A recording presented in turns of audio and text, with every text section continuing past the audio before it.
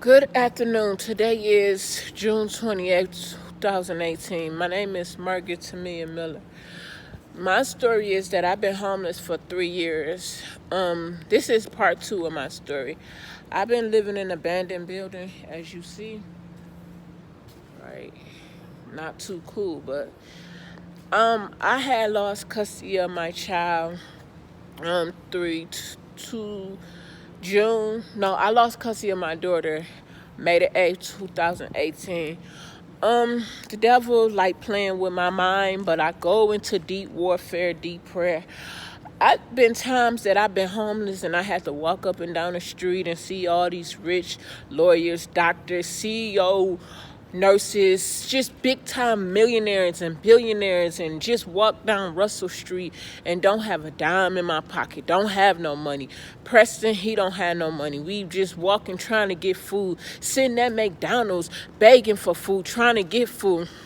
The Lord brought me in a mighty way, but it's been a struggle. It's been hard, have to go to people's houses, sleeping at people's houses, going from place to place, asking for help, asking for God to help me through this situation, help me through this circumstance. And I hope and I pray that this video will be somebody's testimony. It's my testimony, and I hope this video will help somebody else overcome homelessness. It's so many people in the shelter that have nowhere to go, and all they know is the shelter, been the men to this society, been the men to the system for years and years and years.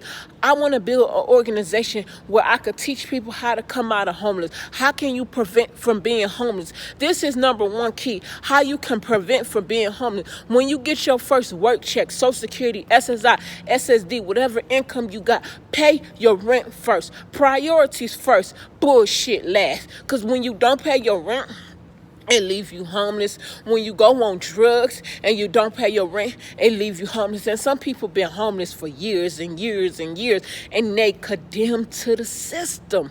You have to come to a point in life where you don't want the system to take care of you. You want to get back to the community. I've been homeless for 3 years. I lived in a Section 8 housing for 2 months. Moved in January.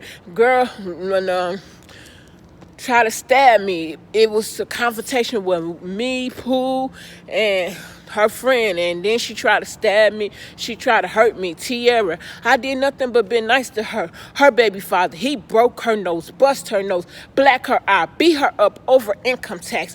White Mouse became an alcoholic, drink, smoke weed, on the death of Lawson or losing her mother. And how can you overcome and deal with depression? I want to tell you can overcome and deal with depression. You sit down, you talk to somebody, you communicate with somebody, and you tell them what you're doing to overcome the depression. You tell them where this is what's going on in my life, and I can't deal with this circumstance and in this issue, and how can I deal with the depression? What's my goal? What's my dream? What's my long-term goals, my short-term goals? Deal with the depression. Homelessness will make you depressed. Homelessness will have you depressed. Homeless will have you in anxiety, in and out, and I've been in and out of this depression. I'm standing in a whole abandoned building. Today, I talked to my best friend, Tahari, and she was like, you really stay in an abandoned building? And I'm like, yeah, it's my life. But I'm overcoming it, and I'm coming out. But you don't know my story. You don't know my trial. You don't know my tribulation. You don't know what I overcome in life, where my obstacle in mind. She wasn't being so much judgmental, but a little. But she said, you just need to get back on your feet. She living with her sister and her grandma. They living with the sister. They got evicted, but I don't judge nobody because I've been through that. I lived it in 295 Goodell in 2009 to 2014.